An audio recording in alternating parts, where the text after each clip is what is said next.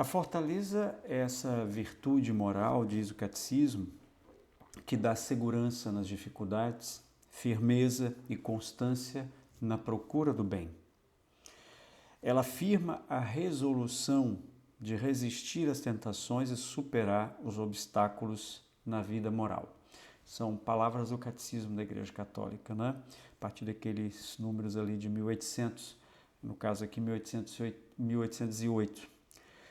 Ligadas à virtude da fortaleza, nós temos virtudes tais como a audácia, a paciência, nós temos a serenidade, a lealdade.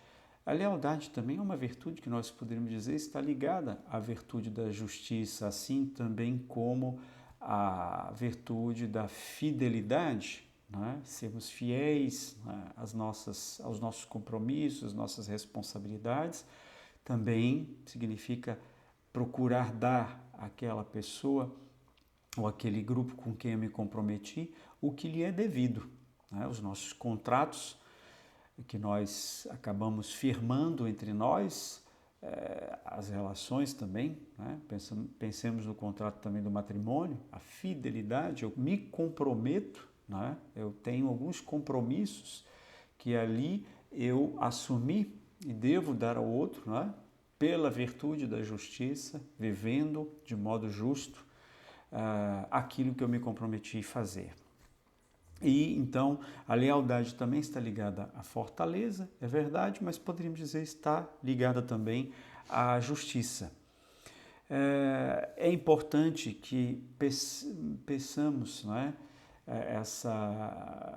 essa virtude a Deus, porque nós atravessamos muitas tribulações, em meio a tantas tribulações do mundo cotidiano no qual nós nos encontramos e no seio da nossa própria família, a fortaleza é fundamental, não é?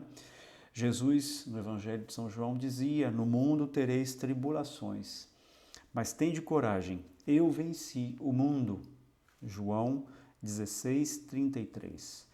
No mundo tereis tribulações, mas tende coragem a buscar também a coragem para enfrentarmos as situações, fundamental para nós. A quarta virtude, a virtude da temperança.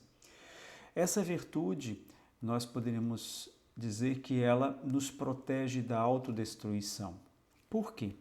Porque é uma virtude que vai nos ajudar a ponderar as coisas, né? A temperar um pouco o modo como nós lidamos com os prazeres da vida, né? A ela estão ligadas as virtudes, por exemplo, da continência, da castidade, que não significa ausência de sexo, como alguns pensam, castidade igual a ausência de sexo. Não, a castidade é o uso moderado, temperado da nossa sexualidade, né? No caso de uma proposta, de um projeto de vida cristã dentro, na caminhada da igreja, né? O convite a se viver a sexualidade dentro do matrimônio. Depois, ou melhor, sexualidade, a prática, né, do ato sexual, porque a sexualidade todos nós vivemos a todo momento, mesmo quando a gente não pratica um ato sexual. Isso daí é um tema também sobre o qual a gente pode voltar em outro momento.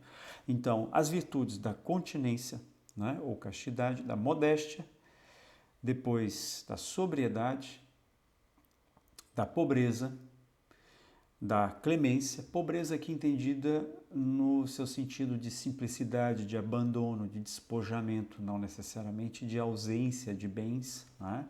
Mas a pobreza evangélica, como nós costumamos chamar. Então, todas essas virtudes estão ligadas à virtude da temperança. A temperança, eu acho que a gente consegue imaginar muito bem quando a gente pensa na água temperada, né? Não é fria nem quente, de tal maneira que ali se pode tomar um banho de modo agradável, sem se queimar ou sem sentir frio e acabar ficando gripado, não é? Então, a temperança é essa virtude moral, vai dizer o catecismo, que modera a atração pelos prazeres e procura o equilíbrio no uso dos bens criados. Equilíbrio, né? Moderação daquilo que nós nos servimos, né? Na alimentação, na bebida, no sono, enfim, na nossa diversão, não é? Às vezes temos 1000 coisas para fazer e acabamos nos perdendo, não é? Por exemplo, no domingo, às vezes eu quero ver 300 filmes, mas eu tenho outras coisas para fazer em casa também. É domingo, é dia de lazer, de descanso, é verdade, mas eu tenho que organizar as coisas, né? Basta pensar que tem que organizar a comida, um pouco organizar a casa. Então, essa temperança nos ajuda, a virtude da temperança nos ajuda a moderar o uso dos bens criados para o nosso próprio bem, para o bem da nossa convivência, do convívio com os outros. É fundamental, fundamental. Né? Então, resumindo, a prudência, a primeira virtude, é a virtude que dispõe a razão prática a discernir em todas as circunstâncias o nosso verdadeiro bem e a eleger os meios retos para realizá-lo. Né? É a prudência, sermos prudentes. Né? A razão vai discernir e pensar nas circunstâncias qual é o nosso verdadeiro bem, né? E sermos prudentes, né? Em relação à escolha dos meios para realizar esse bem. Não fazê-lo de qualquer jeito, não de qualquer modo. Porque eu quero fazer aquilo, é muito importante, vai ser um bem e eu saio atropelando as pessoas, etc. Enfim, um exemplo. A justiça, segunda virtude, ela consiste na constante e firme vontade de dar a Deus e ao próximo o que lhes é devido. Já trabalhamos isso. A fortaleza é a virtude que assegura nas dificuldades a firmeza e a constância na busca do bem. Essa fortaleza, sermos constantes, de perseverarmos, uma palavrinha talvez importantíssima para os nossos dias, mas sempre foi. Perseverar. O bem exige perseverança, fazer coisas boas, fazer coisas que vão ficar, né? Que vão marcar a nossa vida, a vida dos outros, como um bem, não para, digamos, exaltar os nossos nomes, né? Mas para que seja o bem que permaneça, é preciso perseverança. É preciso perseverança. A gente não consegue aprender a fazer coisas boas se a gente não perseverar. A temperança, então, é a virtude que modera a atração dos prazeres e procura o equilíbrio no uso dos bens criados. Né?